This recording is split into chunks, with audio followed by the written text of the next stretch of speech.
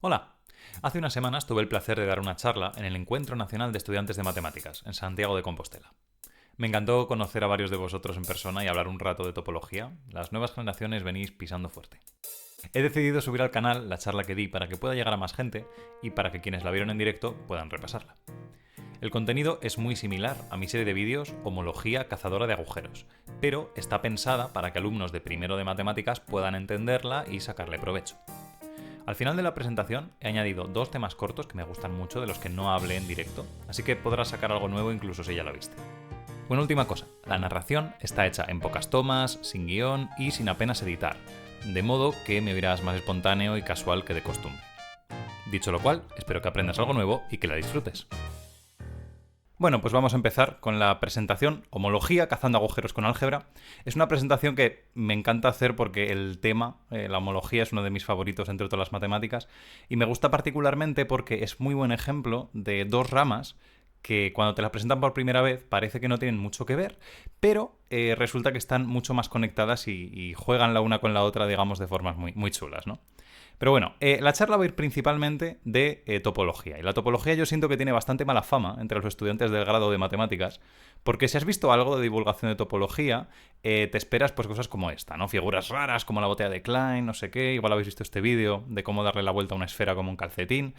Llegas a la carrera, das tu primera asignatura de topología y ves pues definiciones que igual la primera del curso ya no sabes lo que es, una topología, teoremas que no sabes si te tienen que importar o si no, y demostraciones que se sienten como teoría de conjuntos plus, básicamente, ¿no?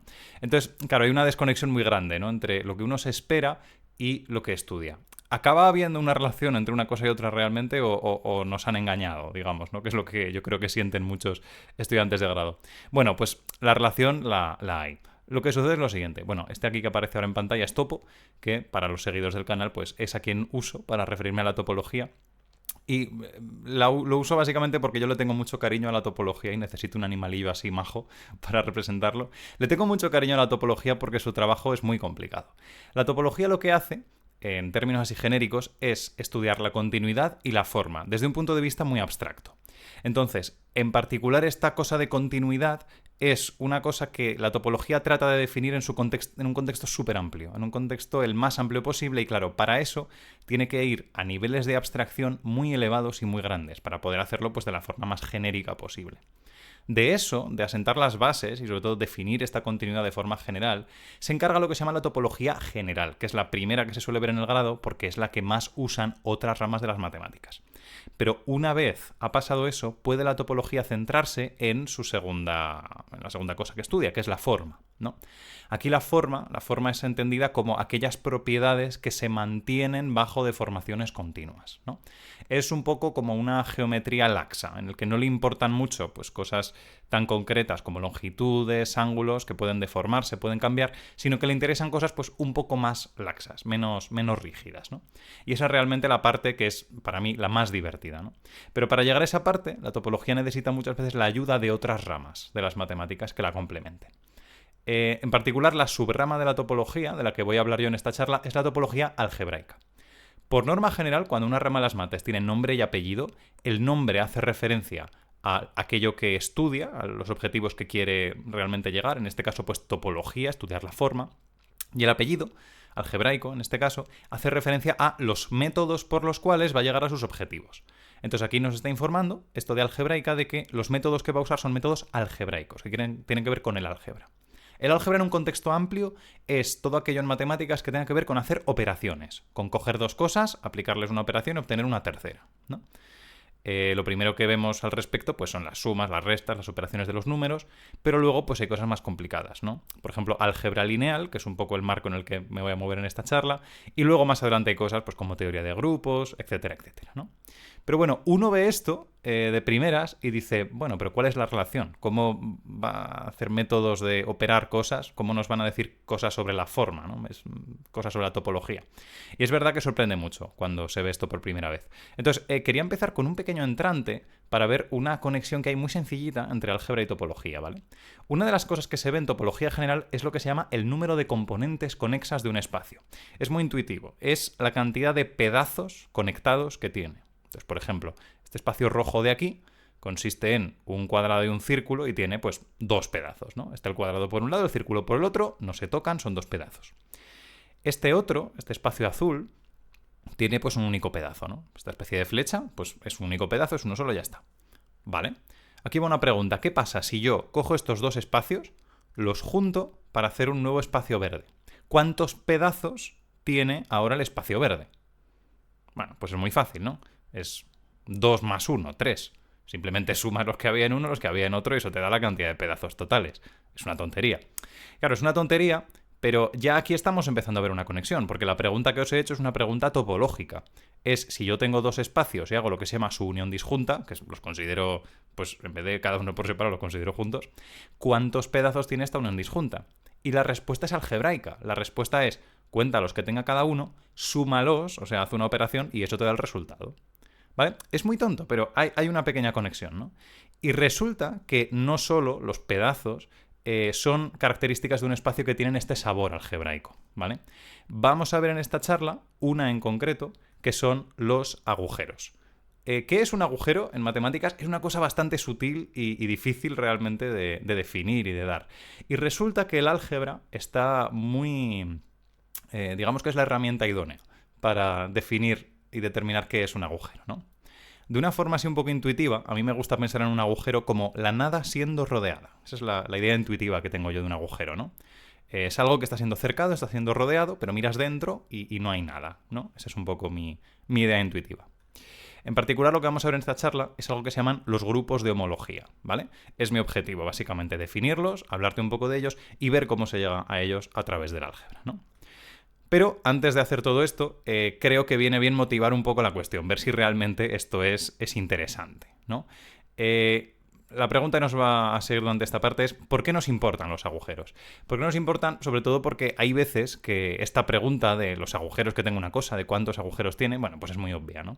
Por ejemplo, aquí, pues, evidentemente en este troquel hay 3 agujeros, hay 3 huecos, ¿no? Por los que está asomando topo. Ahí, bueno, entonces, esta pregunta realmente es interesante. Bueno, de entrada es interesante porque no siempre es tan fácil. Por ejemplo, hay mucho debate en Internet sobre cuántos agujeros tiene una pajita. Hay gente que dice que una pajita tiene 2 agujeros, que tiene como un orificio a cada extremo, ¿no? Y pues cada uno es un agujero, uno por el que se entra, otro por el que se sale, y esos son los agujeros de la pajita. Hay gente que dice que no, que una pajita tiene solo un agujero, que por donde pasa el líquido, eso es el agujero de la pajita y ya está, y no hay más. Bueno, aquí hay, pues ya digo, debate, diferentes opiniones, e incluso hay cuestiones más sutiles, porque en este normalmente la gente tiene una opinión clara, pero en este no. Si yo cojo la pajita y uno sus 2 extremos, hago básicamente un flotador. Esto lo llamamos un toro en topología, pero es eso, es una rosquilla hueca, un flotador. Y yo creo que todo el mundo está de acuerdo en que una rosquilla tiene un agujero aquí, en el centro, ¿no? Todo eso es el agujero de la rosquilla. Yo creo que sobre eso podemos estar todos de acuerdo. Pero, claro, si esto viene de una pajita a la que se le han unido los extremos, ¿no? ¿Qué ha pasado con el o los agujeros que tenía, ¿no? Esa oquedad que queda ahora, ese vacío que está rodeando el flotador por dentro, ¿eso qué? ¿Es un agujero? ¿Ha dejado de serlo porque ya no hay ni entrada ni salida? ¿O qué hacemos con ese vacío, ¿no? Estas son preguntas bastante sutiles y sobre las que es difícil. Y a la topología le interesa esto, porque si la topología es precisamente el estudio de la forma y de las, pues eso, las propiedades que se preservan bajo continuidad, todo eso, si esta idea intuitiva que tenemos en la cabeza de lo que es un agujero resulta que es una propiedad interesante de la forma, pues bueno, pues a la topología le va a interesar simplemente porque eso es lo que estudia la topología, ¿vale? Simplemente por eso. Pero claro, entiendo que pues, a muchos no les basta que haya una motivación solamente pura, ¿no? Y quieren, oye, que haya alguna otra motivación que venga pues igual de algo un poco más práctico. Entonces quería poner 2 ejemplillos de cómo cosas como estas propiedades de la forma, son interesantes para fines prácticos. Empezando por uno muy clásico, que es el de las flores de Fisher. Fisher es uno de los padres de la estadística de inicios del siglo XX y un día Fisher fue al Prado y cogió un montón de flores. Coge flores y de cada una de ellas mide 2 cosas. Mide cuánto de largo es el pétalo de la flor y cuánto de ancho, ¿vale? Y con esos datos pues los pone en este gráfico, ¿vale? Entonces cada punto va a representar una flor y le sale esto. Si habéis dado algo de estadística diréis, ¡buah! Los puntos yacen en una recta, hay una regresión lineal entre las variables, todo eso está muy bien, pero yo soy topólogo y me fijo en otra cosa en la que mucha gente creo que también os habréis fijado, que es que es curioso que parece que los datos de las flores, están como en dos grupos muy diferenciados. Hay como un grupito abajo, entre 1 y 2 centímetros de longitud, ¿no? En el que hay unas cuantas flores, luego están todo el resto, pero entre ese grupito inicial y todo el resto hay como un hueco, están muy separados, ¿no? Esto es un poco raro. Claro, ¿qué estaba pasando? Estaba pasando que Fisher no había cogido todas las flores de la misma especie. Si coloreo los puntos según su especie, ahora ya vemos lo que pasa. Hay una especie de flores rojas que están entre 1 y 2 centímetros de longitud de pétalo, y luego están como todo el resto, ¿no? La especie verde y la especie azul como que se funden, tienen características similares, pero ahí está. Pero fijaos, esto que hemos hecho así un poco a simple vista, realmente, ¿qué estábamos haciendo? Lo que estábamos haciendo era mirar las componentes conexas, los pedazos en los que parecen yacer nuestros datos. Lo que estamos haciendo es, pues eso, contar componentes conexas, y las componentes conexas de lo que nos informan es como de diferentes modos de comportamiento que tienen nuestros datos, nuestras flores en este caso, ¿no? Nos ha permitido decir, hombre, pues que hay parece dos modos de comportamiento muy diferenciados porque hay un hueco muy grande entre ellos. Esto en estadística se llama clustering y lleva interesando desde sus albores, básicamente, el separar los datos como en grupos. Pero es realmente una cuestión topológica. Es la misma pregunta que nos hacemos en topología cuando decimos, oye, ¿cuántos pedazos tiene este espacio? ¿Cuántas componentes conexas? Entonces, el saber esto es muy interesante para la estadística porque nos habla de modos de acción, de diferentes maneras en las que la población que estudiamos puede ser heterogénea, ¿no? Entonces, esto es interesante. Igual de los pedazos os he convencido, que hay un interés detrás, pero igual de los agujeros y tal, no. Es un poco más difícil dar un ejemplo así bien dado de por qué esto es interesante.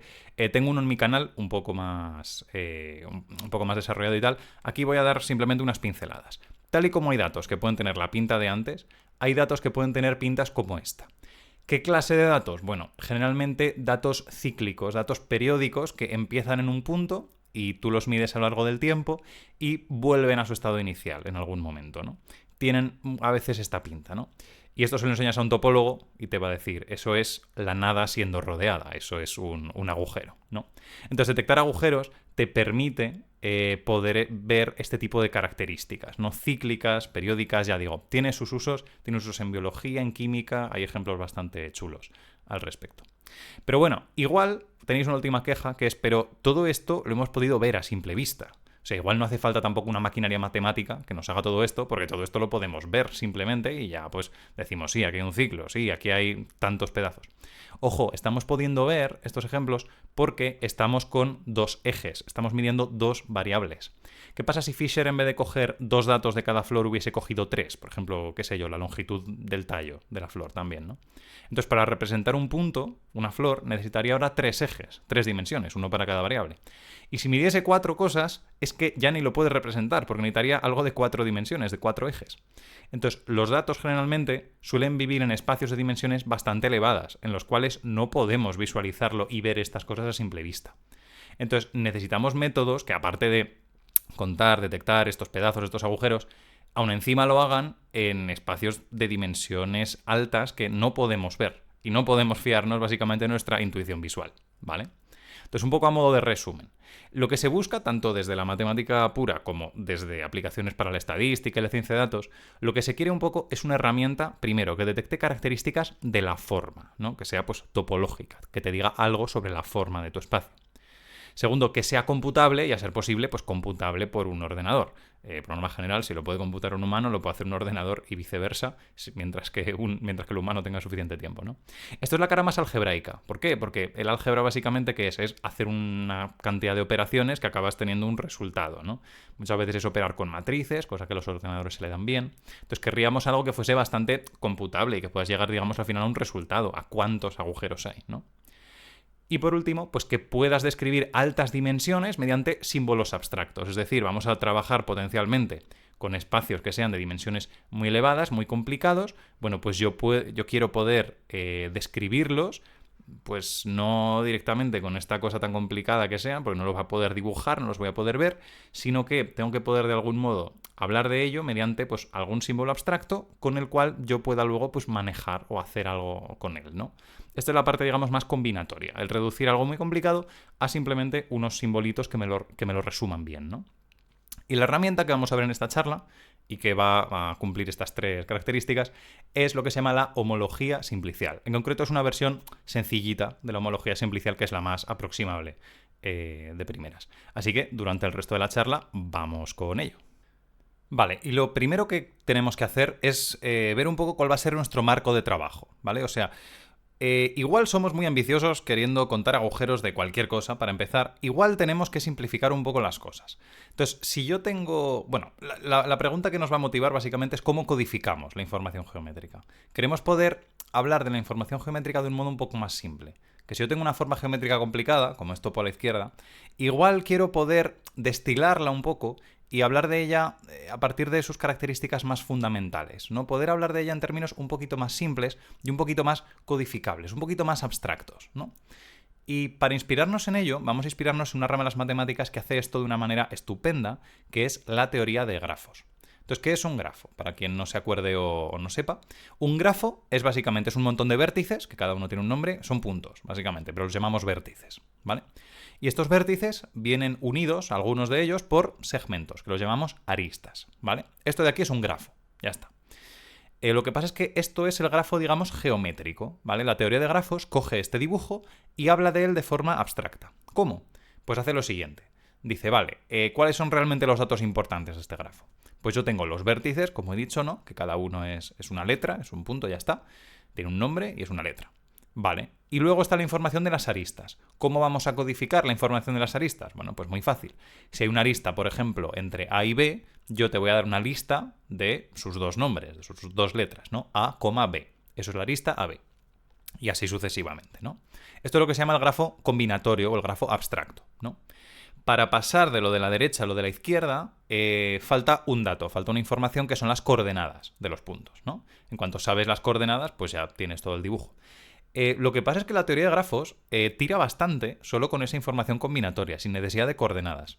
Por ejemplo, solo viendo eso, puedes saber que entre A, B y C hay un ciclo, hay un camino que sale de A y vuelve a A, ¿no? Y no hace falta mirar el dibujo. ¿Por qué? Porque simplemente ves en la lista de aristas que tienes AB, BC y AC. Eso es un caminito que sale de A y vuelve a A, ¿no? Pasando por B y por C.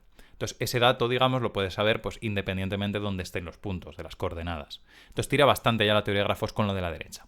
Es un poco esto en lo que se inspira la topología para definir una cosa que se llaman, bueno, ahora veremos cómo se llaman, pero básicamente son espacios que están construidos a partir de bloques básicos, de piezas de puzzle bastante sencillitas, ¿no? Las dos primeras son como en los grafos. Está el punto, que simplemente pues una letra y ya está, así se llama el punto. Luego tenemos las aristas, que de nuevo pues son dos letras. ¿Cómo generalizamos esto? Bueno, pues tenemos una letra, dos letras, que es lo siguiente, pues tres letras, ¿no? ¿Qué son tres letras? Que son tres puntos. Tres puntos determinan un único triángulo. Entonces, cuando hablamos de una tripleta de puntos, ABC, a lo que nos estamos refiriendo es al triángulo relleno que tiene A, B y C por vértices, ¿no?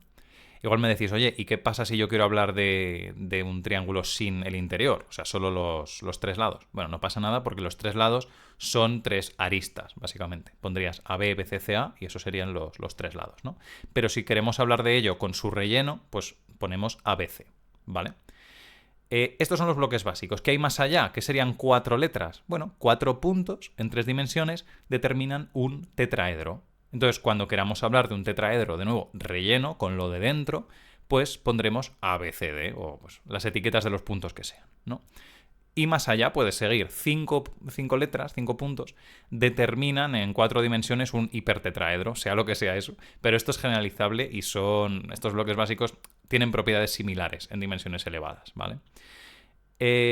Un pequeño detallito es que tal y como pasa en un grafo, no tiene sentido hablar de una arista AB si no has hablado antes de los vértices A y B, ¿vale? Entonces, un poco siguiendo esta misma idea de que para hablar de una arista tienes que haber mencionado antes sus vértices, ¿no? Siguiendo esta idea, si tú tienes un triángulo ABC, pues tienes que haber hablado antes de sus 3 lados y de sus 3 vértices, ¿vale? O sea, no puedes tener la información ABC sin antes tener todo eso que hay abajo. Es un detallito, pero si uno estudia esto, pues es una condición que aparece y quería mencionarla, ¿vale? Entonces, básicamente los espacios con los que nos vamos a mover son como puzzles que vienen a partir de estos bloques básicos. Son, pues, espacios como este, ¿no? Esto es lo que se llama un complejo simplicial geométrico. Se llama complejo simplicial porque estos bloques básicos que os he mencionado antes se llaman símplices, ¿vale? Los puntos, las aristas, las caras se llaman símplices. Otra forma de llamarlos, en vez de eso, es etiquetándolos según su dimensión. Entonces los puntos son 0 símplices, un punto tiene dimensión 0. Las aristas son también lo que llamamos 1 símplices, las caras son 2 símplices, etcétera, etcétera, ¿vale? Entonces, esto es, digamos, la versión geométrica. Esto es lo que vamos a tener en mente y lo que vamos a tener siempre al ladito. Pero hay una forma, pues, de codificar esto, como pasaba con el grafo, ¿no? ¿Cómo se hace? Pues le pones un nombre a cada 0 símplice, a cada vértice, y luego haces, pues, como en un grafo. Listas todos los puntos, luego listas los 1 símplices, luego listas los 2 símplices, etcétera, etcétera. Esto es lo que se llama el complejo simplicial abstracto, ¿vale? Pues como un grafo, es una generalización de un grafo al final. Y, pues como pasaba, falta un dato para pasar de lo de la derecha a lo de la izquierda, que son las coordenadas, ¿verdad?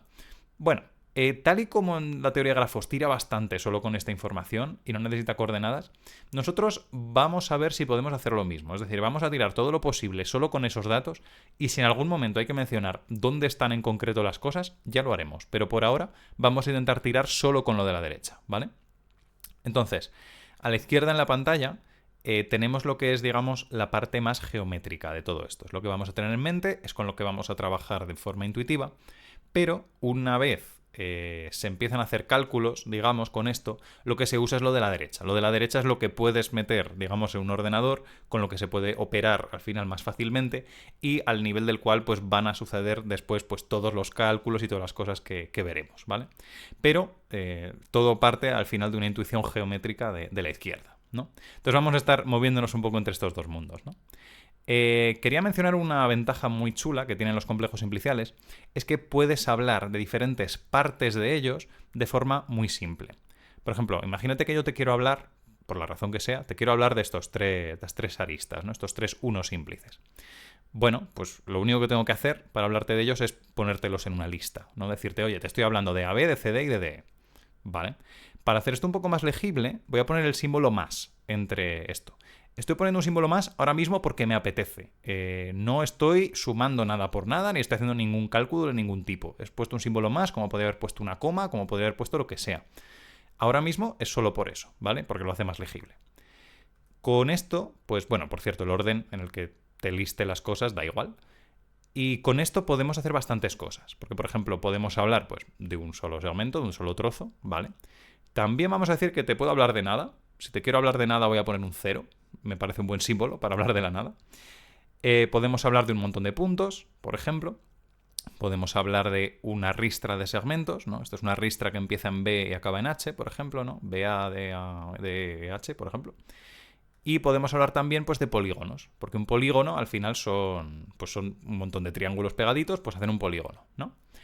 Estas cosas las vamos a llamar cadenas. Una cadena es esto, es una lista de símplices que ponemos un más entre ellos, pero es una lista de símplices. Entonces, esto, por ejemplo, es una dos cadena, ¿vale? Porque los símplices son dos símplices, son símplices de dimensión 2, son triángulos, ¿vale? Vale, pues esto es simplemente pues, llamar de distintas... Bueno, ya tener un modo para hablar de diferentes partes del complejo simplicial, ¿no? Vale. Ahora es posible también que tengáis... perdón. Antes de eso, no vamos a mezclar símplices de diferente dimensión en las cadenas. Podríamos hacerlo perfectamente, nada nos lo impide, pero no vamos a hacerlo porque no le vamos a dar uso, al fin y al cabo, ¿vale? Solo vamos a listar cosas de la misma dimensión siempre. Igual tenéis una queja, que es que esto de los complejos simpliciales es demasiado reduccionista. O sea, no hay tantos espacios que sean complejos simpliciales, ¿no? Bueno, es verdad, este espacio no es un complejo simplicial. ¿Por qué? Porque hay una parte que es redondita y todo de lo que he hablado, los puntos, las aristas, los triángulos, todo eso, tienen partes rectas, es todo recto. Entonces, esto no es un complejo simplicial porque pues, tiene una parte que no es recta. Entonces, es imposible que esto sea un complejo simplicial. Claro, pero ojo, no hay que perder de vista cuál es el objetivo. Nuestro objetivo es un objetivo topológico, es el contar y detectar agujeros. Y claro, lo bueno que tiene la topología es que nos permite ser bastante flexibles, que podemos cambiar un poquito nuestro espacio sin cambiar sus propiedades topológicas, realmente. Lo mismo me da contar y detectar los agujeros de este espacio que de este. Y este de aquí sí que es un complejo simplicial. Es un complejo simplicial absolutamente terrible. Bueno, el geométrico no lo parece tanto, pero si pongo el abstracto, esto lo saqué a mano y fue un dolor. Pero bueno, aquí está. O sea, esto es un complejo simplicial. Puedes trabajar con ello y de hecho esto, pues para un ordenador en concreto, esto es poca cosa. O sea, el ordenador opera con esto muy fácilmente, ¿no? Entonces, la gran mayoría de espacios realmente que interesan a nivel práctico, al final son homeomorfos o topológicamente equivalentes a complejos simpliciales. Entonces, la información topológica es la misma. Podemos llevarlos a complejos simpliciales y ya está. Y con el que estudiemos ese complejo simplicial al que lo hemos llevado, pues ya tenemos datos sobre nuestro espacio de partida. Realmente son mucho más generales de lo que parecen los complejos simpliciales. También hay otras alternativas a la homología simplicial, ¿eh? O sea, no siempre hay que trabajar con descomposiciones tan terribles como esta. Pero bueno, vale, pues ahora que tenemos ya los complejos simpliciales bajo la manga, que ya tenemos nuestro marco de trabajo, ahora vamos a empezar a preguntarnos sobre la cuestión de los agujeros, ¿no? Y lo primero que tenemos que hacer es traducir una de las cosas que hay en nuestra idea intuitiva de agujero a este nuevo lenguaje de los complejos simpliciales. Que es lo siguiente, claro, si estamos diciendo que un agujero es la nada siendo rodeada, ¿qué significa rodear? ¿Qué significa bordear a algo bajo este nuevo lenguaje de los complejos simpliciales, ¿no? Esta es la pregunta a la que le vamos a dedicar un buen rato. Y el objetivo nuestro primer objetivo en esta sección es el siguiente. Quiero construir algo que se va a llamar el operador borde. El operador borde tiene un trabajo bastante importante que es el siguiente. Yo quiero que, por ejemplo, si yo al operador borde le doy un polígono, yo quiero que él me diga quiénes son sus lados, ¿no? Que me dé, pues, los lados de este polígono son esto, vaya que me dé el borde. Del mismo modo, si yo le doy una ristra de segmentos al operador borde, me gustaría que me dijese, pues, quiénes son, pues, el punto inicial y el punto final. Eso es lo que tiene sentido que sea el borde de una ristra, ¿no? Lo que está más a los extremos, pues el punto inicial y el punto final. Pero claro, yo no quiero que el operador borde trabaje, digamos, con estos dibujos que tengo aquí. Claro, yo quiero que el operador borde trabaje a nivel de cadenas, a esta cosa que acabamos de inventarnos ahora, ¿no? Que yo le dé una lista de símplices que represente el polígono y él me devuelva una lista, pues, de todos los lados del polígono, ¿no? Y del mismo modo con la ristra de segmentos, ¿no? Yo le doy una lista que son, pues, esa ristra de segmentos y él me dice, oye, el punto inicial es este y el final es este. Esto es un poco lo que quiero que haga, ¿vale? El operador borde. Entonces, vamos a construirlo muy poquito a poco, empezando por casos muy, muy simples, ¿vale? Por ejemplo, vamos a empezar con un triángulo, simplemente. ¿Quién es el borde de un triángulo ABC? Bueno, a ver, sabemos lo que tiene que ser, ¿no? No tiene mucha complicación. Tiene que ser, ¿qué? Pues AB más BC más CA. Listan los tres segmentos y ya está. Esto no tiene ninguna complicación, ¿no? Tiene que dar esto, ¿vale? De AB, si no habéis sacado el anterior, este yo creo que es más facilito. ¿Quién es el borde de AB? Pues simplemente A más B, ¿no? Ya está. No tiene mucha complicación. Vale. Un poco más difícil sería el caso de un tetraedro, ¿no? ABCD. Bueno, un tetraedro relleno, ABCD. ¿Cuál es el borde de un tetraedro relleno? Pues sería lo que está más a los extremos, más afuera, eso es su superficie, ¿no? Y la superficie de un tetraedro relleno son 4 triángulos. Y si mira los 4 triángulos que son, pues son estos: ABC, ABD, ACD y BCD, ¿vale? Si miramos todas estas ecuaciones, digamos, que hemos sacado, las que, digamos, tienen que dar seguro, de las cosas más simples posibles, hay un patrón. No se ve así muy bien, pero si reordeno un poquito las cosas, se va a ver más claro, ¿vale? ¿Cuál es el patrón? Entonces, aquí estoy simplemente moviendo cosas, que da igual el orden en el que se listen, ¿vale? Entonces, si nos fijamos, por ejemplo, en el medio, BC, que es el primer término que aparece, ¿qué es BC? Es ABC, pero sin la A, ¿vale? Luego viene AC, que es ABC, pero sin la B. Y luego viene AB, que es ABC, pero sin la C. Entonces, digamos, siempre le estoy quitando una letra y estoy poniendo lo que queda. Si miráis la última ecuación, por ejemplo, en BCD falta la A, luego en el siguiente término falta la B, luego falta la C y luego falta la D, ¿no? Es simplemente quita una letra, pon lo que queda. Quita la otra letra, pon lo que queda. Y ya está. También vale en el primer caso. B, he quitado la A de AB y A he quitado la B de AB, ¿no? Vale. Igual os preguntáis también cuál es el borde de un punto, ¿no? De un cero símplice. Bueno, un poco por convención se dice que el borde es nada. tiene sentido, porque el borde de un punto no tiene mucho sentido hablar de ello, y además cuadra con la regla de quitar una letra y poner lo que queda. Si le quito a A la única letra que tiene, no me queda nada. Entonces tiene sentido que haya un 0 ahí, ¿no? Por varios motivos. Vale, esto es, digamos, el borde, lo que tiene que dar en los bloques más simples de nuestro espacio, los símplices, las piezas de puzzle. Pero claro, yo quiero que el operador borde, claro, calcule bordes de cosas un poquito más complicadas, ¿no?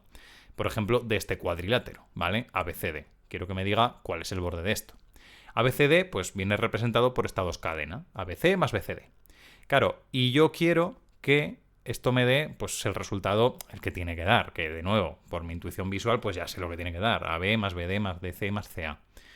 Pero claro, dices, ¿hay algún modo de llegar a este resultado de otro modo? Porque como tengamos que decir lo que vale el operador borde para cualquier forma inimaginable, pues no vamos a acabar, ¿no? Y aquí es el momento de la charla en el que el cerebro algebraico tiene que despertarse y va a estar despierto hasta el final. Porque si miramos lo que tenemos a la izquierda de esta ecuación, borde de ABC más BCD, uno ve eso y si ha dado cosas de álgebra lineal, le saltará a la cabeza una cosa que diría, estaría muy bien, estaría muy pero que muy bien, que el borde, que el operador borde fuese lineal. ¿Qué quiere decir ser lineal? Ser lineal quiere decir que si yo estoy calculando el borde de una suma, que de nuevo aquí el símbolo más, la suma, no quiere decir nada, es como poner una coma, pero da igual. Que si yo calculo el borde de una suma, lo que yo puedo hacer en vez de eso es calcular el borde de cada elemento, de cada sumando, por separado, y luego juntarlo, juntar ambas cosas, sumarlas, ¿no? Esto significa ser lineal. ¿Y por qué sería muy útil? Bueno, pues porque ABC y BCD, por separado, yo sé cuál es su borde. Lo acabamos de ver ahora con la regla esta de quitar letras y dejar lo que queda, ¿no? Entonces yo ya sabría quiénes son esos dos, lo único que tendría que hacer es calcular cada cosa por separado y luego pues sumarlas, juntarlas, ¿no? Esto vendría muy bien, sería muy útil. Bueno, vamos a ver si da el resultado. ¿Qué queremos, no? Eso de la derecha. Si lo calculamos, pues usando lo dicho, la regla de quitar letras y tal, da esto. BC más AC más AB más CD más BD más BC. ¿Es esto lo que queríamos? Bueno, lo que queríamos es esto. Pues casi. Porque sí que hay 4 términos que encajan y son los que queremos, pero hay 2 que sobran, que son BC al principio y BC al final. Esto es un poco raro. Es un poco raro porque yo os he dicho que las cadenas lo que son al final son listas de símplices. O sea, te estoy listando, te estoy hablando de diferentes partes de mi complejo simplicial. Claro, no tiene mucho sentido que aparezca una misma parte 2 veces listada. O te estoy hablando de ella o no te estoy hablando de ella, pero no te puedo hablar de ella 2 veces, digamos. Entonces, claro, como justo esto es la parte que me molesta, la que faltaba la que sobra para que el resultado fuese correcto, y además lo que esté 2 veces es muy raro, podríamos decir una cosa. A uno le dan ganas de decir, hombre, pues como esto es raro, podríamos decir que si algo está 2 veces, simplemente se va. Claro, esto ya daría el resultado correcto, pero me diréis, a ver, esto no sé si tiene ninguna fundamentación. Es decir, ¿hay algún marco matemático en el que esto de tachar una cosa porque se repite esté fundamentado de algún modo? Bueno, pues lo sorprendente es que lo hay. Para quien no lo conozca, os presento un objeto matemático muy sencillito que es Z2. Z2 es muy fácil, es un conjunto con 2 elementos, tiene el 0 y tiene el 1, y hay una suma en Z2.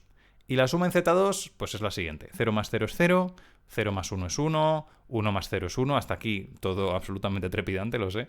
Lo importante viene ahora. Lo importante viene en esta cuarta, que es que 1 más 1 es 0, ¿vale? Esto es una suma que se puede comprobar que es asociativa, es conmutativa, es todo lo que queráis, y con un producto parecido que hay en Z2, resulta que es un cuerpo. Los cuerpos son objetos algebraicos súper importantes, básicamente porque permiten construir espacios vectoriales sobre ellos. Y esto va a ser absolutamente clave en lo que queremos hacer. ¿Por qué? Pues porque esta última ecuación, 1 más 1 es 0, fijaos lo que nos permite. Si yo tengo un espacio vectorial sobre Z2, es decir, yo tengo cosas que se pueden multiplicar o bien por 0 o bien por 1, ¿vale? Y yo en ese espacio sumo una cosa consigo misma. Tengo cosa más cosa, ¿vale? Cosa más cosa lo puedo factorizar como 1 más 1 por cosa, ¿vale? Pero si 1 más 1 es 0, eso es igual a 0 por cosa. Pero 0 por cosa es 0. Conclusión, cosa más cosa igual a 0. Es decir, las parejas se cancelan. Si tengo algo que se suma consigo mismo, lo tacho mientras trabaje en Z2, ¿vale? Esta última propiedad es lo que nos permite hacer eso. Entonces, resulta que sí, que eso de cancelar parejas está justificado, ¿vale? Y con esto podemos hacer pues las siguientes definiciones. Esta es la única diapositiva así con definiciones un poco tochas de la presentación. Dado un complejo simplicial, llamamos a su grupo de n cadenas, Cn, es un Z2 espacio vectorial cuya base son sus n símplices. Vamos poco a poco. Entonces, si yo tengo, por ejemplo, este complejo simplicial de aquí, ¿vale? ¿Qué sería C1? C1, yo cojo todos sus unos símplices, cojo a B, a C, BC, BD y CD, que son todos los que hay, y digo, estos forman base de un espacio vectorial, ¿vale? Entonces, ¿quiénes son los elementos de C1? Bueno, pues son combinaciones lineales, sumas de elementos. Como es sobre Z2, o bien van multiplicados por 0 y no están, o bien van multiplicados por 1 y están, y entonces los pongo. Entonces, por ejemplo, AB más BD está en C1. Estas son las cadenas de antes, es exactamente lo mismo. O te hablo de algo, lo multiplico por 1, o no te hablo de algo, lo multiplico por 0. Y luego pues hago combinaciones de las cosas. Lo único que cambia es que ahora digo que hay una suma en este espacio vectorial. Realmente es la única estructura adicional. Y básicamente la suma funciona, pues como funciona en Z2, que viene a querer decir que las parejas se cancelan. Eso es todo. Cuando hay algo dos veces, puedes tachar ambas, pues, las dos veces que aparece eso y ya está. Eso es lo único nuevo, ¿vale? Pero la forma de escribirlo así muy conciso es esto, hablando de un espacio vectorial, ¿no? ¿Y cómo vamos a definir el operador borde? Bueno, pues el enésimo operador borde va a ser una aplicación lineal que va de Cn, el grupo de n cadenas, al grupo de n-1 cadenas, porque el borde de una cosa de dimensión n es algo de una dimensión menos, ¿vale? ¿Y cómo lo definimos? Bueno, pues vamos a decir que para los símplices, es decir, para las piezas de puzzle básicas, pues funciona con la regla de quitar letras y ya está. ¿Y cómo funciona en general? Bueno, fijaos, estamos diciendo que es lineal y una aplicación lineal viene únicamente determinada por sus valores en una base. Y como los n símplices forman una base de Cn, pues ya está, ya viene determinada solo diciendo esto. Entonces, si quieres calcular un borde de una cadena, ¿qué haces? Pues aplicas linealidad. Por ejemplo, si yo quiero saber el borde de AB más BD, que esto es una ristra de segmentos que empiezan A y acaban en D, ¿qué hago? Pues aplico linealidad, es lo mismo que calcular el borde de AB más el borde de BD, aplico la regla de quitar letras, me da esto, B más A más D más B, y ahora B aparece dos veces, entonces se cancela y da A más D. ¿Este es el resultado que queríamos? Sí, es punto inicial de la ristra más punto final de la ristra, justo lo que queríamos, ¿vale? Entonces, fijaos qué curioso que, por ejemplo, el primer operador borde lo que es una aplicación lineal entre C1, que es pues, el espacio vectorial con base lo de arriba, y C0, que es el espacio vectorial con base eso que está ahí en vertical. Pero claro, una aplicación lineal, ¿al final qué es? Bueno, al final es lo mismo que una matriz, ¿no? Esta matriz, literalmente, es el operador borde. Si os fijáis, por ejemplo, la primera columna te está diciendo que el borde de AB es A más B, allá donde están los unos, ¿no? El borde de AC es A más C, etcétera, etcétera, ¿no? Donde están los unos te está informando de quién es el borde, de cada miembro de los de arriba, ¿no? Y claro, en álgebra lineal, siempre que te encuentras una aplicación lineal, una matriz, te preguntan siempre dos cosas. Te preguntan, ¿quién es de esta matriz el núcleo y la imagen? Y lo que estaría muy guay es que este núcleo y esta imagen tuviesen una interpretación geométrica, ahí en el complejo simplicial geométrico, ¿no? Ahora vamos a ver esto, os dejo con un pequeño cliffhanger antes de ver esto, el núcleo y la imagen, para que veáis un poquito cuál es la imagen que tenemos en la cabeza en topología algebraica cuando hablamos de esto. Un complejo simplicial lo dividimos, digamos, en sus piezas de diferentes dimensiones, ¿no? Pues las dimensión 3, 2, 1, 0, etcétera, ¿no? Y entre cada uno y el siguiente, estos son espacios vectoriales, cada uno de estos, entre cada uno y el siguiente hay una aplicación lineal, que es el operador borde, y que conecta cada uno con el siguiente, ¿no?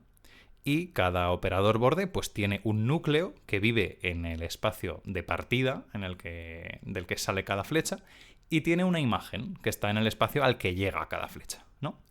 Y vamos a preguntarnos un poquito sobre estos núcleos, estas imágenes, ¿vale? Lo primero, lo más fácil es la imagen. ¿Qué quiere decir estar en la imagen de un operador? Estar en la imagen de una función en general es que haya un elemento del espacio de partida del cual tú eres imagen, que ha venido a ti, ¿no? Eso quiere decir que seas una imagen. Entonces, aquí en este caso quiere decir que se ha calculado un borde y el borde eres tú.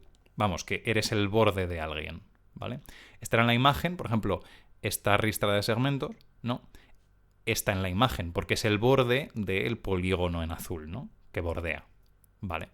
Del mismo modo, por ejemplo, pues los dos puntos, que son el inicio y el final de este camino, pues están en el borde, son el borde del camino. Entonces están en la imagen del operador borde, ¿vale?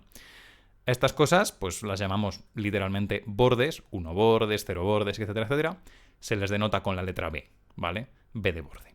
En el resto de la charla los voy a poner en naranja para que se vean un poquito mejor, ¿vale? Estos son bordes. Ok. Ahora viene uno un poco más útil, que es estar en el núcleo. Estar en el núcleo de un operador lineal es que vayas al 0, ¿vale?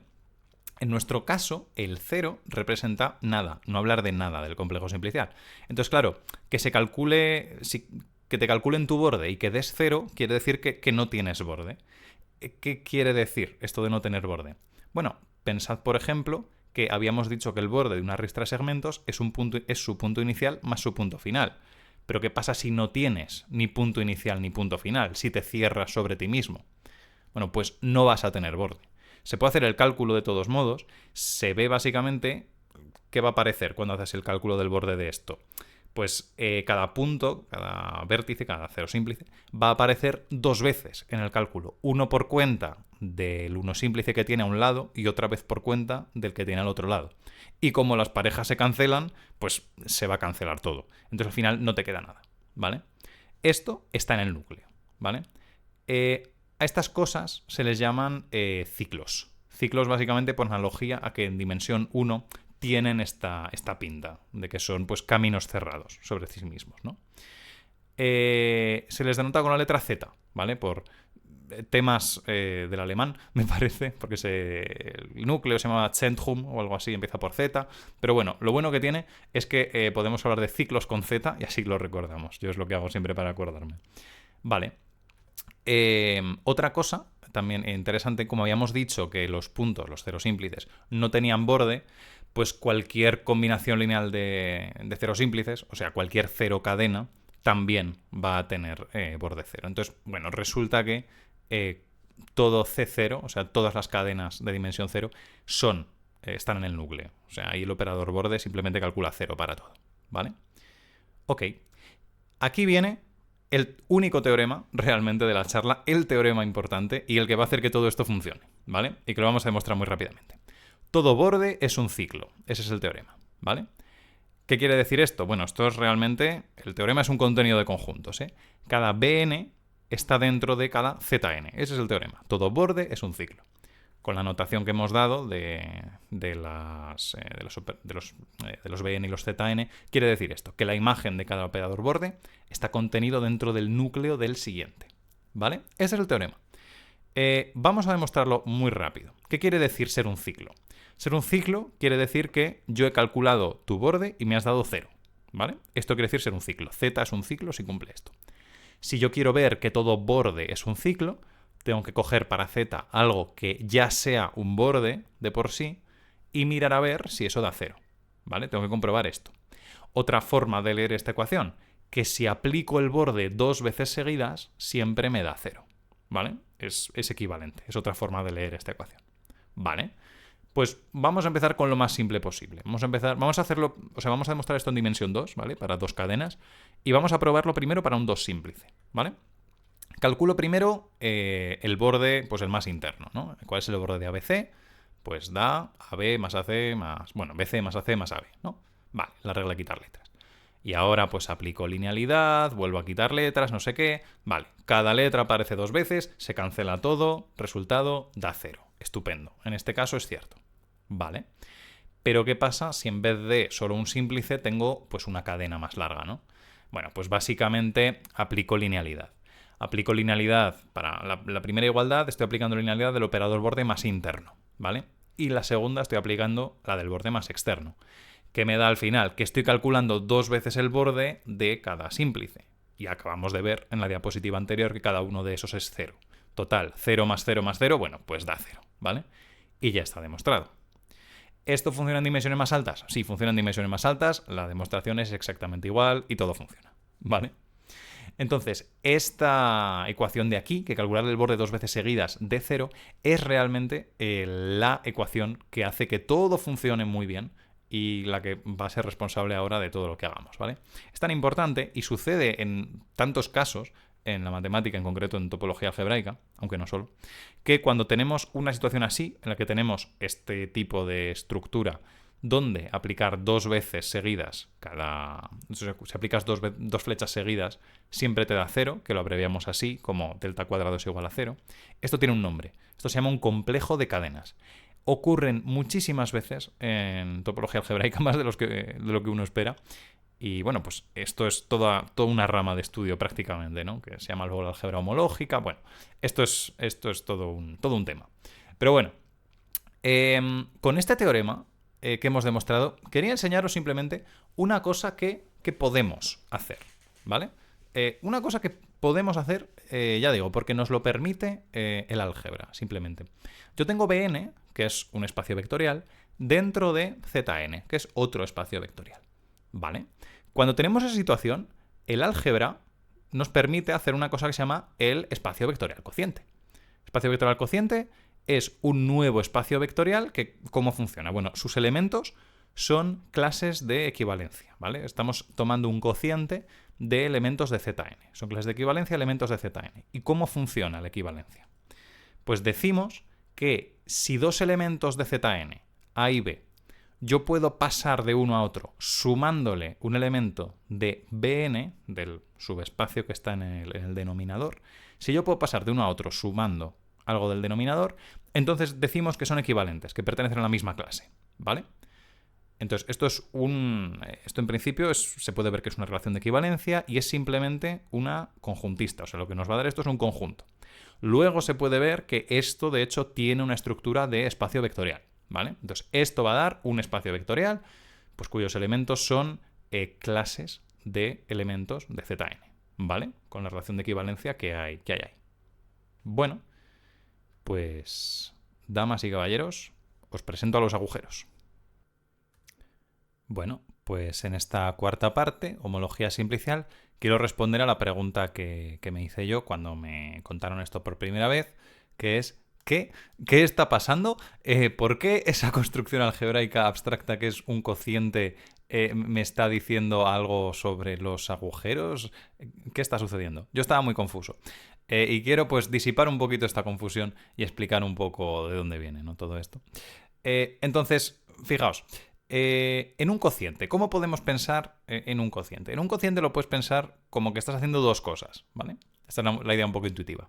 Primero, te cargas todo lo que está en el denominador. O sea, todos los bordes aquí acaban identificados con el 0. Estamos diciendo básicamente que esos elementos no nos interesan. Nos llevamos al elemento trivial, los identificamos con el 0, todo eso lo tiramos a la basura, nos lo cargamos. Y la segunda cosa que estamos haciendo, pues es la identificación de la que estamos hablando. Si dos ciclos difieren en un borde, si yo puedo pasar de uno a otro sumando un borde, decimos que son el mismo, los identificamos. Entonces, ¿por qué estos son dos cosas deseables para esto de detectar, contar agujeros? Básicamente porque responden a dos principios de los agujeros. Fijaos, primero, ¿por qué nos cargamos los bordes? Si yo os pregunto si este camino cerrado de aquí encierra algún agujero, si está rodeando alguna parte hueca del complejo simplicial en el que esté, me diréis, bueno, pues depende del complejo simplicial, ¿no? De cómo sea, dame un poco más de información. Vale, si yo te digo que este ciclo es borde de una zona rellena, bueno, pues evidentemente no rellena ninguna zona hueca, porque lo que rodea es literalmente pues el polígono, la zona rellena que rodea, de la cual es borde. Un borde no rodea agujeros. Un borde rodea lo que rodea, la zona rellena que rodea, ¿no? Entonces ya está. Los bordes no nos interesan. ¿Por qué? Pues porque los bordes no rodean agujeros, punto. Por eso nos lo cargamos, ¿vale? A la hora de contar agujeros. Vale. Pero ¿por qué si dos ciclos difieren en un borde los identificamos? Esto es un poco más útil. Fijaos, yo aquí tengo dos ciclos, ¿vale? Dos ciclos verdes del mismo complejo simplicial. Ninguno de ellos es un borde. Del único que podrían ser borde es del triángulo que hay arriba a la izquierda y no son el borde de él, así que nada, no son bordes. Si no eres borde, pues eres susceptible de rodear agujeros, ¿no? Y de hecho, efectivamente, ambos rodean un agujero. ¿Qué pasa? Que ambos rodean el mismo agujero, ¿vale? Están rodeando el mismo. Si yo los contase de forma separada, si yo considerase que estos dos son distintos, estaría como sobrecontando el agujero. Realmente ambos están rodeando el agujero, digamos, del mismo modo. Lo que pasa es que uno se ha ido un poco más adelante y ya está. Pero no quiero contarlos por separado. Quiero decir que estos dos son iguales, que rodean al mismo agujero.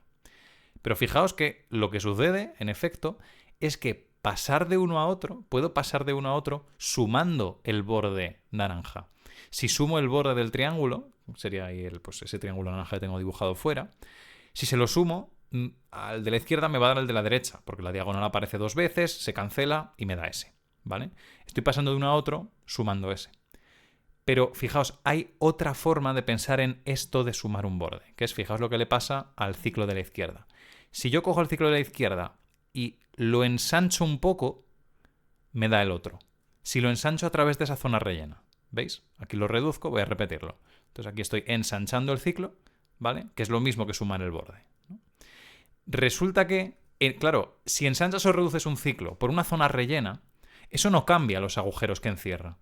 Si tú lo que haces es abrirlo a través de una zona rellena o reducirlo a través de una zona rellena, lo único que estás ganando es, de nuevo, zona rellena. Entonces no vas a ganar ningún agujero. Lo único que ganas es más zona rellena, o lo único que pierdes es zona rellena. Entonces da igual, la cantidad de agujeros va a seguir siendo la misma.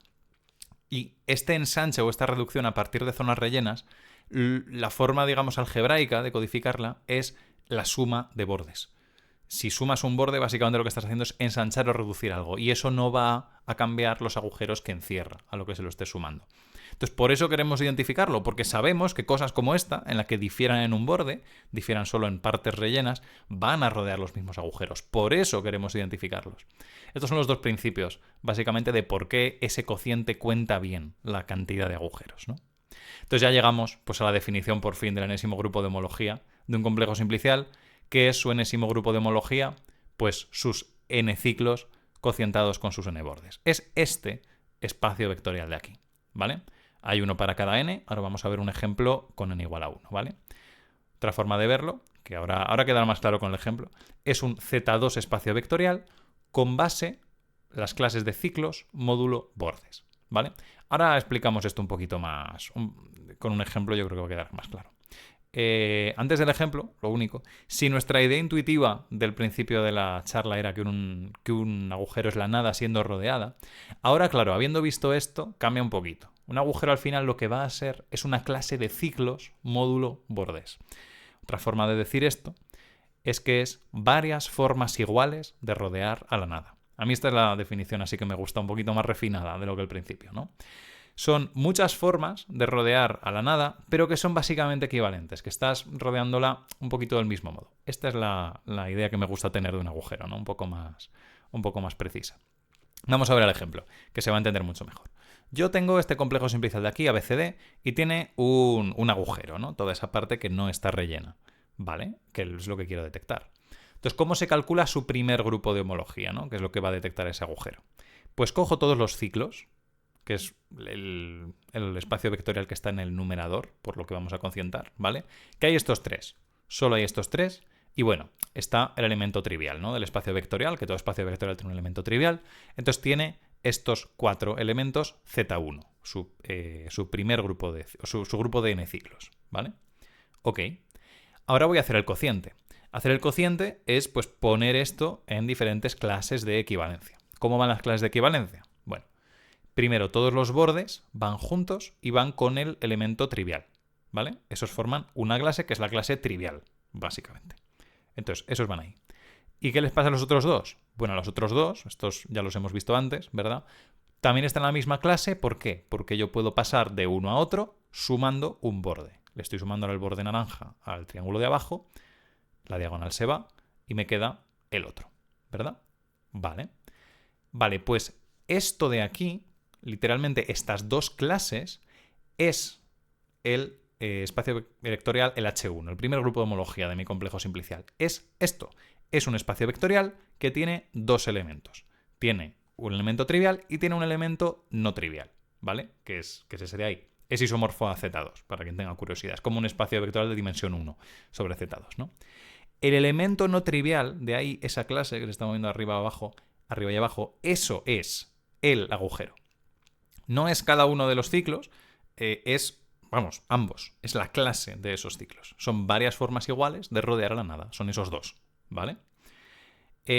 Claro, cuanta más dimensión tenga este espacio, más agujeros hay, ¿vale? La dimensión de hn de x se llama el enésimo número de Betti de x.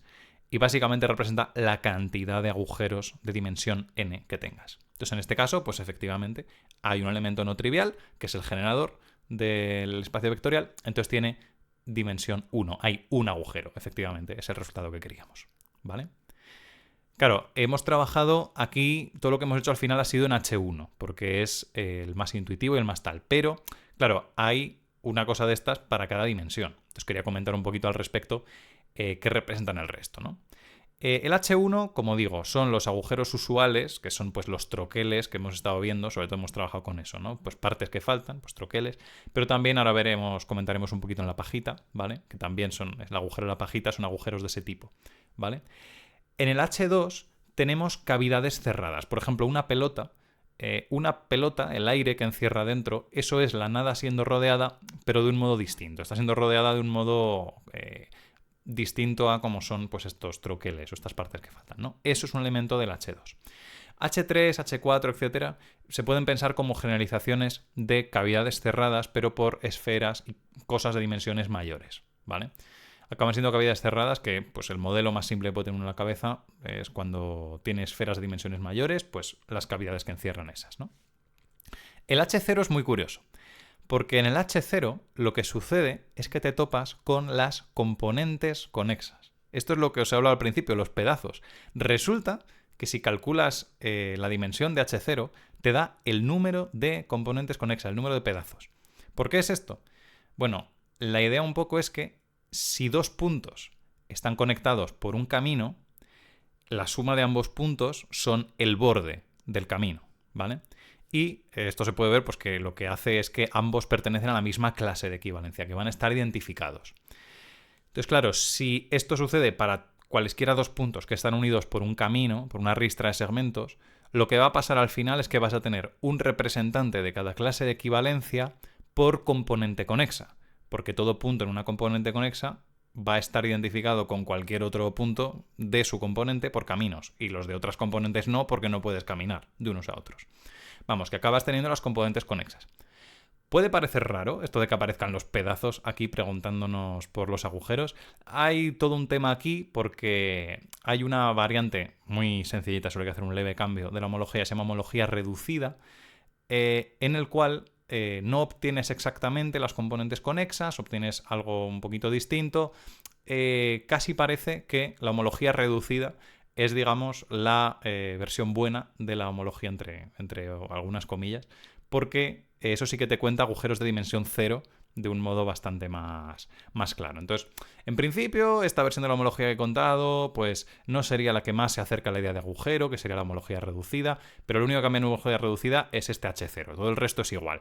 Entonces, no merece la pena explicarla y que sepáis que si os chirría esto de que aparezcan las componentes conexas cuando te preguntas por agujeros, tiene su explicación. Dejémoslo ahí en que tiene su explicación y tiene una variante en la que se puede reparar esto. En fin, me voy por una tangente, lo siento. Vale. Igual os preguntáis, ¿todo esto realmente se puede calcular? O sea, todo esto que he explicado. Bueno, al final lo único que estamos haciendo realmente es coger unas cuantas matrices, que son los operadores borde, y calcular el núcleo y la imagen de todos, hacer algunos cálculos de dimensión, y etcétera, etcétera. Al final, si miras los algoritmos que hay detrás, acaba siendo todo Gauss-Jordan. Y si no Gauss-Jordan, algo muy parecido a Gauss-Jordan. No es exactamente eso, pero al final acaban siendo eliminaciones de filas o eliminaciones de columnas, cosas que hacen muy rápido los ordenadores y que se puede calcular. Esto es muy computable, la homología simplicial. Así que eso, al final todo se reduce a Gauss-Jordan. Bueno, y ahora, aquí en la charla en directo, hacía un poquito de manualidades y sacaba un modelo de una pajita y un flotador y explicaba bastantes cosas. Aquí no lo voy a hacer, pero sí que os voy a comentar un poquito los resultados que dan en la pajita y el toro cuando se calcula su número de agujeros. En la pajita, ¿qué pasaba? Nos preguntábamos si cada orificio en cada extremo era un agujero distinto o no. Resulta que no, que son el mismo agujero. El ciclo, digamos, de arriba de la pajita y el ciclo de abajo representan el mismo agujero.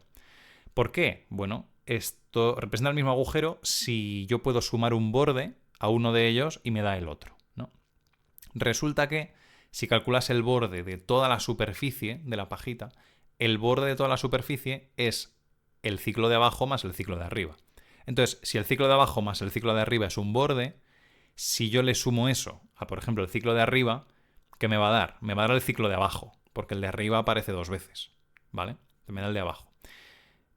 Conclusión, el ciclo de arriba y el ciclo de abajo realmente son el mismo, ¿vale? Con esto lo que se puede ver es que la pajita tiene un único agujero de dimensión 1, ¿vale? Su beta 1 es 1. Entonces las respuestas de la homología de cuántos agujeros tiene una pajita es que tiene 1, ¿vale? Tengo también, ahora aparecerá en pantalla, esto lo tengo mejor explicado en mi vídeo de homología simplicial, en el que tengo toda una animación hecha al respecto, así que también lo puedes consultar ahí, que aquí en la presentación no tenía tiempo para incluirlo, pero lo puedes consultar ahí también. En cuanto al toro, al flotador, un flotador tiene 2 agujeros, según la homología. Tiene el agujero de la rosquilla, ¿no? El que se ve bien, y resulta que pues, el que viene, digamos, entre comillas, heredado de la pajita, también es un agujero, ¿vale? Entonces, bueno, tiene 2 agujeros. Una oquedad, que es la que está rodeando como una rosquilla, y la otra, que es la que rodea, ¿vale?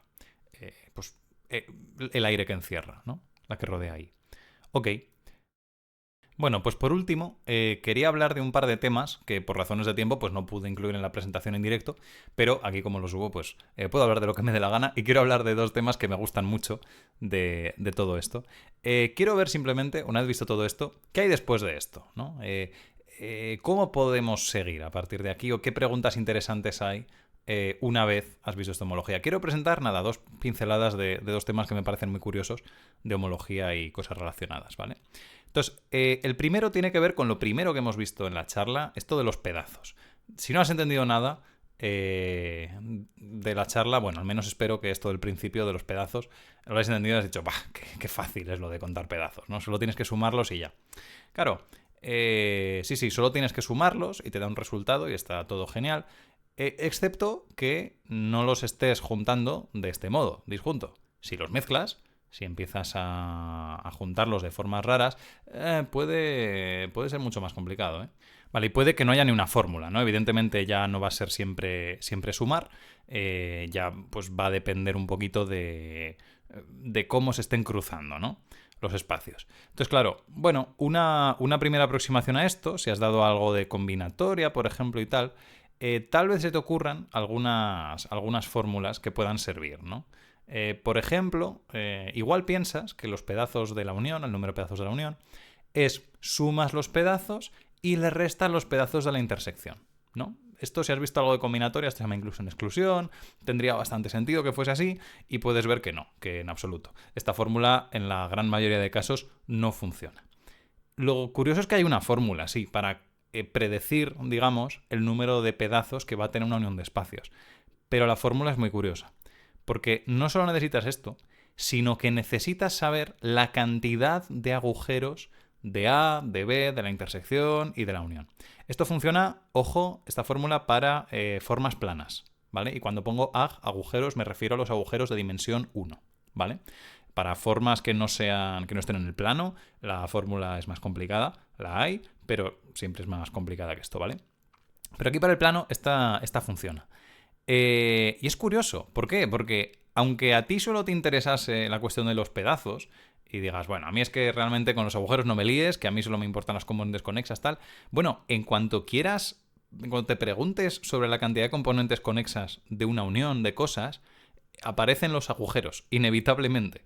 Entonces, esto es curioso porque demuestra pues que esta cuestión de preguntarte por los agujeros tiene interés, incluso aunque no te interese, solo te interesa de las componentes conexas, ¿no?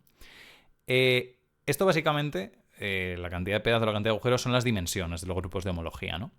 Y esta relación entre las dimensiones de 2 espacios con su unión y con su intersección, esta relación se encuentra en algo que se llama la sucesión exacta larga de Mayer-Vietoris. Entonces, bueno, esto es una construcción algebraica, tiene esta pinta de aquí. Da mucho miedo las primeras veces que uno se encuentra con estos diagramas, luego uno se acostumbra, lo prometo. Pero sí, básicamente en este dibujo de aquí, en este diagrama, viene codificado toda esta información de las dimensiones, ¿no? De estos espacios y de cómo y de cómo están relacionadas.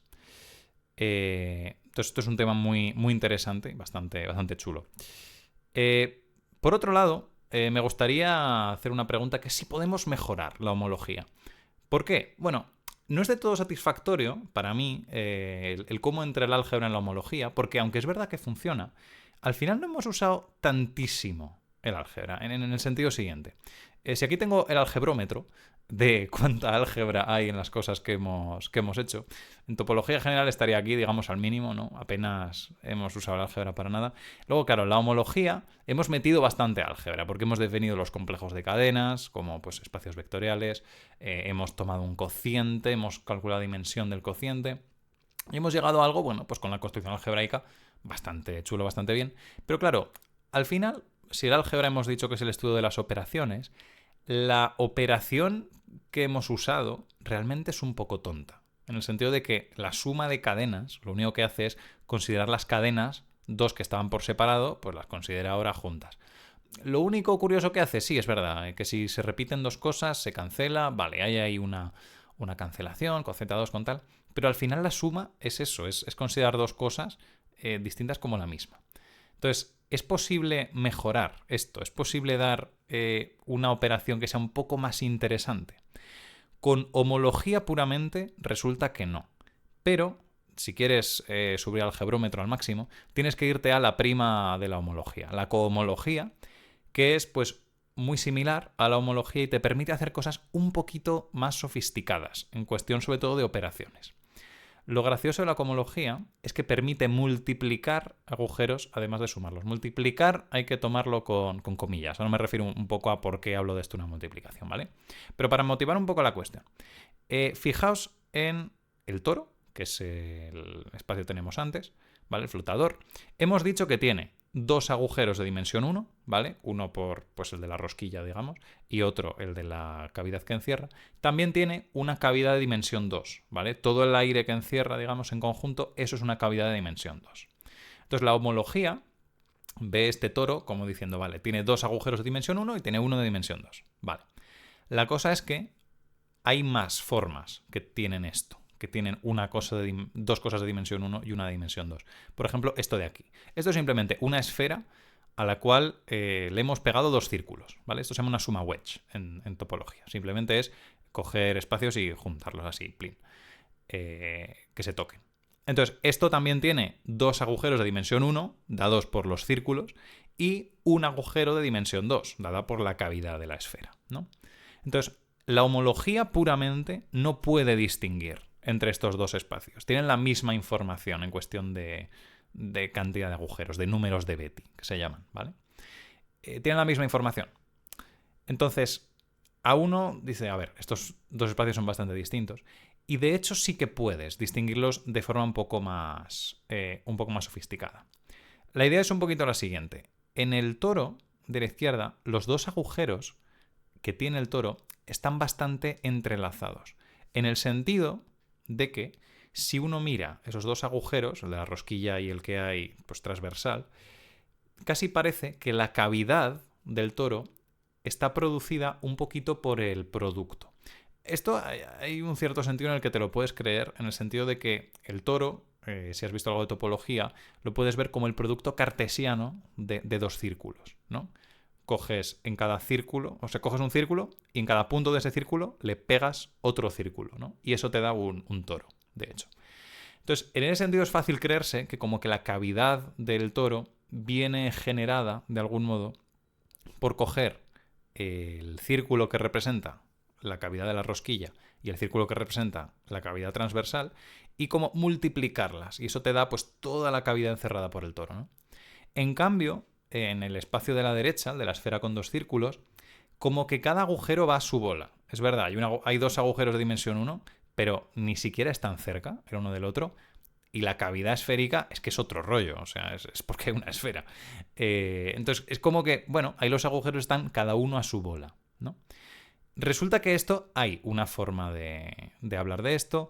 En cohomología, que es pues una teoría un poquito más avanzada, te permite multiplicar agujeros en el mismo sentido en el que se multiplican polinomios. Si multiplicas dos polinomios de grado 1, te va a dar un polinomio de grado 2, ¿verdad?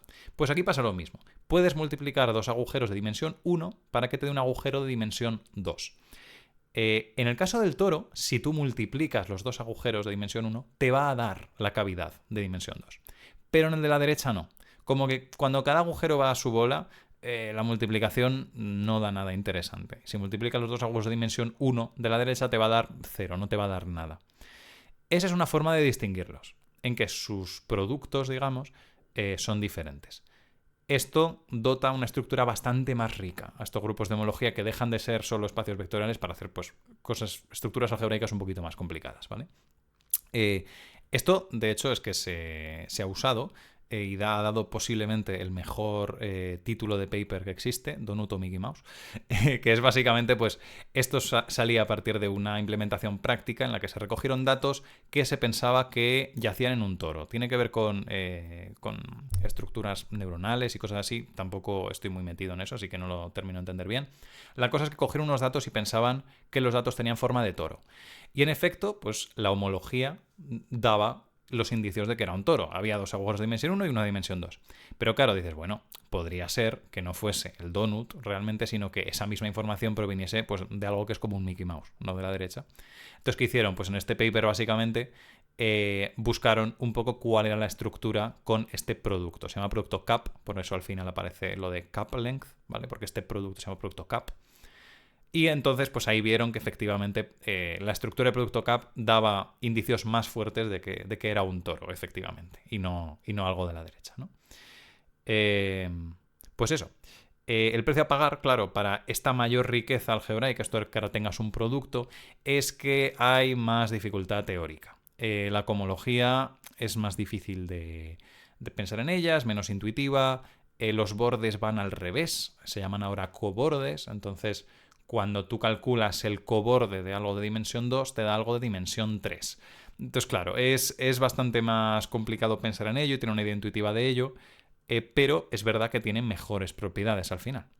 Y la homología y la cohomología, o sea, no quiero que de aquí se piense que la cohomología es simplemente una mejora estricta de la homología, pero que es más difícil. Es verdad que es mejor en muchos aspectos, pero también hay veces en los que interactúan ambas y pueden trabajar juntas. Estos son un montón de resultados de dualidad, en concreto dualidad de Poincaré. Son resultados muy fuertes que te dan pues, propiedades muy interesantes de las formas y para realmente enunciarlos y trabajar con ellos bien, pues hace falta hablar de tanto homología como cohomología. Entonces, bueno, esto es, en cuanto has visto algo de homología, el siguiente paso natural es ver cohomología y adentrarte en esto, ¿no? Bueno, pues hasta aquí la presentación. Muchas gracias por haberla visto. Si queréis referencias, recomiendo muchísimo este primer libro para cualquiera que quiera meterse un poquito en homología. El de Ziga-Birk está más diseñado para aquel que quiere darle a la homología desde un punto de vista al final más práctico. Enseña homología persistente, pero si solo te interesa la homología a secas como tal, también tiene pues varios capítulos de introducción antes de meterse en lo práctico, o sea que puedes aprender con esa homología y luego ya si te interesa lo práctico bien y si no pues nada. También Topology and Geometry de Bredon, me gusta mucho esa referencia, aunque es bastante más técnica. Bueno, y aquí pues publicidad de mi canal, pero yo creo que llegados a este punto, creo que si has llegado al final viéndolo aquí ya sabrás que tengo un canal de YouTube, ¿no? Bueno, muchas gracias.